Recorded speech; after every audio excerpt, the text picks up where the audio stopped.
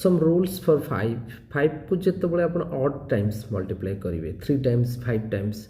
कारण second time बा 4 time 5 into 5 जो दुई थर हो तो 25 5 को जो आप 4 थर करेंगे तो 125 इंटू 625 आसो 5 मल्टीप्लाई करेंगे तो जितेबाला आम देखिले 5 को जदि आम मल्टीप्लाई करुचे ताहले सब आमको रिजल्ट 5 ही दब किंतु 5 को जदि आम आउ क्या सहित मल्टीप्लाई करुचे जदि से गोटे ऑड नंबर थी ताले यूनिट प्लेस रे सब 5 आसो कि जदि ये इभिन नंबर थी ताले यूनिट प्लेस रे सब आपणकर 0 आसो इभिन नंबर से भाई जब आप 4 आउ 9 देखिए जो आप मल्टीप्लाई करेंगे यूनिट प्लेस उपर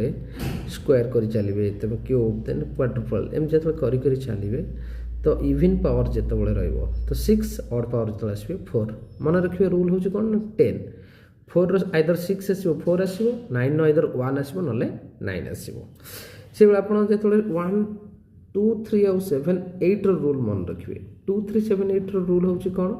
ना आफ्टर 4 टाइम्स माने 2 स्क्वायर करंतु केते 4 देन 8 तापर 16 तापर जो 2 रो 5 टाइम्स आसी जो माने after 4 times every 4 after every 4 cyclic